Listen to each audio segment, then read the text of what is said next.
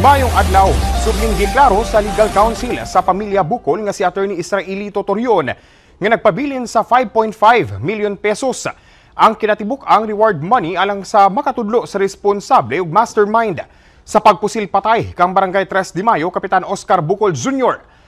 1 million pesos niini ang gikan kang Vice President Sara Duterte. Dugang tig 1 million pesos ang gikan kang Davao Occidental Representative Claudio Bautista, Davao del Sur Governor Yvonne Cagas ug sa pamilyang Bukol.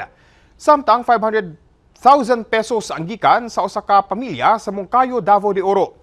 Sukwahi kini sa nagakatag nga impormasyon nga nisaka na sa kapi 9 million pesos ang reward money. Ang mong reward money ihatag sa kung kinsa ang moatubang sa korte ug motabang sa kasulbaran sa kaso.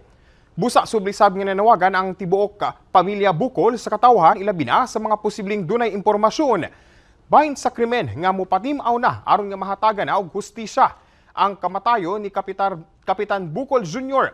nga nahitabo duha ka semana na ang milabay. Nanuwas ang 11 ka mga biktima sa online sexual abuse o exploitation of children atol sa operasyon sa Philippine National Police Women and Children's Protection Center sa Mati City, Davao Oriental niadtong Disyembre 5 ning tuiga. Subay sa report sa kapulisan, ang mga biktima gilangkuban sa 7 ka mga minor de edad, usa ka individual nga ana-ana sa legal nga edad ug 3 ka gikonsidera nga children at risk.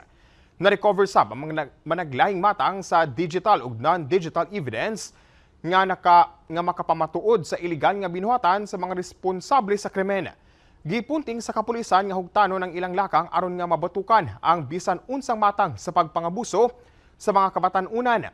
Ang mga dinakpan posibleng mag-atubang sa kasong paglapas sa Republic Act No. 11930 kun Anti-Online Sexual Abuse o Exploitation of Children and Anti-Child Sexual Abuse or Exploitation Materials Act nga dunay lifetime imprisonment ug multa nga moabot sa 5 million pesos.